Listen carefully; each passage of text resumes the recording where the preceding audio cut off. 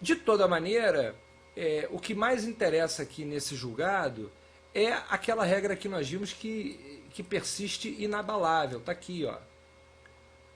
Olha aqui, ó. A confissão de dívida não inibe o questionamento judicial da obrigação tributária no que se refere aos seus aspectos jurídicos. E é o que normalmente ocorre em juízo nas ações tributárias. Ações tributárias, 90% delas discutem matéria puramente jurídica e não matéria fática. Interpretação de lei, controle de constitucionalidade de lei, controle de validade de atos normativos da administração, critérios jurídicos empregados na interpretação das leis. Essa aqui é a base das discussões tributárias aí, vamos dizer, em larga escala. Dificilmente se discute matéria fática, não é?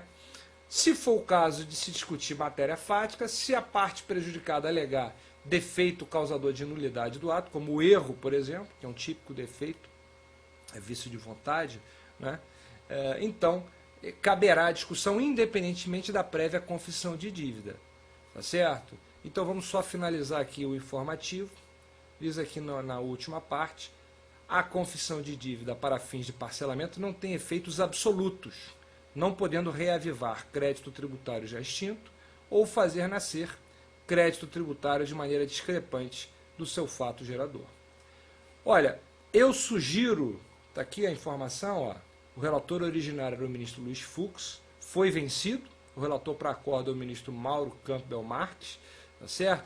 Houve pedidos de vista, está aqui o número do recurso especial, 1.133.027, não tem desculpa. Tem, assim que sair o inteiro teor, deve sair em breve, depois que todos concluírem os seus votos escritos, tem que pegar esse inteiro teor e estudá-lo, tá certo? Porque certamente muito foi dito a respeito desse assunto aqui, certamente houve citação doutrinária, jurisprudencial, tá? Então vale a pena dar uma conferida, inclusive na ementa oficial. Talvez a ementa oficial seja mais elucidativa do que a notícia aqui, embora as notícias do informativo do STJ sejam bastante fiéis aí ao original. Ok? Então é um julgado que vale a pena estudar. Aí você vai me perguntar assim, pô, mas por que, se a confissão de dívida não impede o contribuinte de discutir em juízo para arguir aspectos jurídicos, ou então defeitos no ato jurídico, por que o fisco exigiria, então, que o contribuinte confessasse a dívida? Que vantagem ele tem? Eu vou mostrar para vocês aqui, ó. Código Tributário Nacional, artigo 174, trata da prescrição. Diz que a prescrição ocorre em 5 anos, contados da data da constituição definitiva do crédito, mas se interrompe, parágrafo único. Inciso 4, olha aqui, grifei. Vou dar um zoom aqui, ó.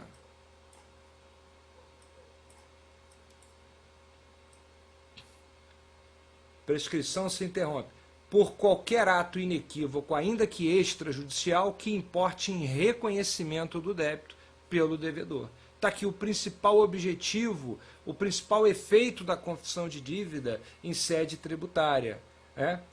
Interromper a prescrição, zerar o prazo da prescrição em favor da Fazenda. A Fazenda dá o benefício, mas em compensação zera o prazo prescricional, e se o contribuinte, no caso do parcelamento, deixa de honrá-lo, tá certo? O prazo vai volta a correr naturalmente do zero, porque foi interrompido em função da confissão da dívida. Esse é o principal efeito inabalável, esse ninguém vai contestar, porque fundado em disposição expressa constante do Código Tributário Nacional. Ok? Então, sobre esse julgado, era aí o que nós tínhamos que ver. Vamos passar para o próximo, que é o último de hoje, ok? Separei aqui. Eu não estou separando julgados tributários muito específicos a respeito dessa ou daquela contribuição, ou daquele tributo em específico, porque aí eu teria que traçar umas premissas muito maiores do que eu estou traçando aqui, e eu não acho tão relevante para concurso. O importante é que vocês tenham uma ideia aí dos aspectos gerais da matéria tributária, especialmente de processo tributário, porque esses informativos são sempre muito férteis em se tratando de processo tributário. E o processo tributário tem sido cada vez mais pedido em prova, né? Então, vamos lá, vamos dar uma verificada aqui Vamos dar uma verificada aqui nesse próximo julgado. O julgado aqui, também do penúltimo informativo, em repetitivo, quer dizer, julgado de sessão, super importante, portanto, orientação do STJ já pacificada. Execução fiscal, penhora, preferência. Também em recurso repetitivo, foi reafirmado o seguinte entendimento, aí eu destaquei aqui, vou botar aqui em cima para vocês. Verificada a pluralidade de penhoras sobre o mesmo bem, em executivos fiscais ajuizados por diferentes entidades, garantidas com o privilégio do concurso de preferência, consagra-se a prelação do pagamento dos créditos tributários da União e suas autarquias, em detrimento dos créditos fiscais dos estados e destes em relação aos municípios.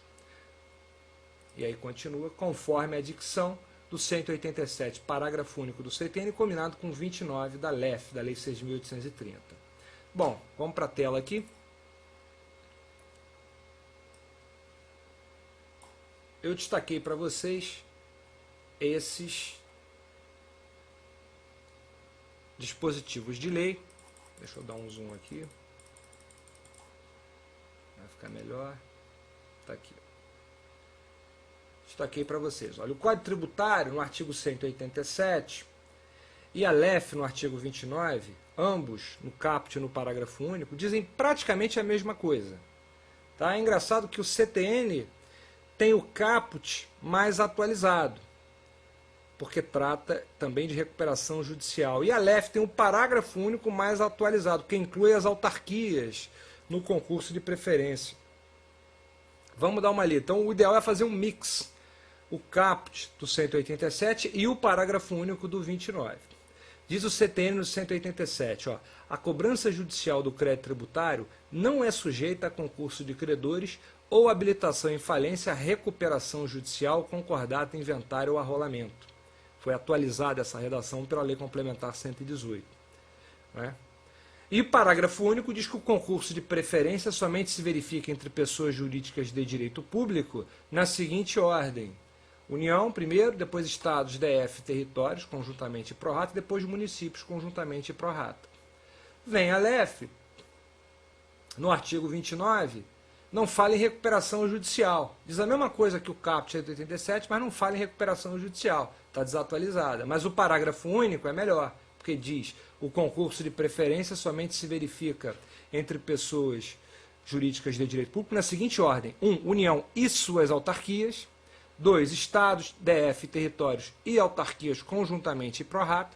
3. Municípios e autarquias conjuntamente e pró-rata. Tá? Então, basicamente, dizem a mesma coisa. Um é mais atualizado no caput, o outro é mais atualizado no parágrafo único. Mas o que interessa aqui do julgado? O julgado está reafirmando, primeiro, que a Fazenda Pública não se sujeita a concurso de credores, salvo num caso, quando ela concorre com outra entidade fazendária. Quer dizer, a Fazenda promove a execução fiscal contra a massa falida, promove a execução fiscal contra espólio, não está sujeita a juízo universal da falência, não está sujeita à paralisação da sua execução em função da deflagração de concurso de credores em torno do patrimônio do seu devedor. O prazo prescricional, isso é importante, o prazo prescricional do crédito tributário não é paralisado, interrompido ou suspenso em função da deflagração do concurso de credores. Então a Fazenda tem que promover a sua execução fiscal, ainda que, por exemplo, contra uma massa falida.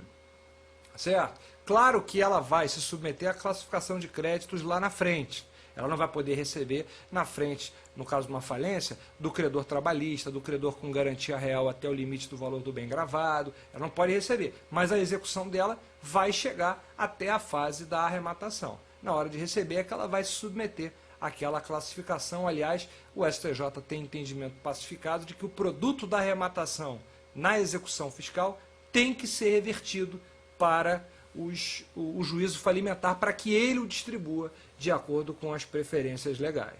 Tá? Mas aqui no julgado, o que está sendo reafirmado? Que quando a Fazenda concorre com ela própria, com outra entidade fazendária, é o caso dos parágrafos únicos aqui, e vamos nos centrar no parágrafo único do 29, porque ele está mais atualizado, fala em autarquia também, é fundamental para que se deflagre esse concurso de preferência a pluralidade de penhoras sobre o mesmo bem. Tá certo? O que o STJ nesse julgado fez foi aplicar essa disposição aqui, ó, que eu vou subir para vocês, ó.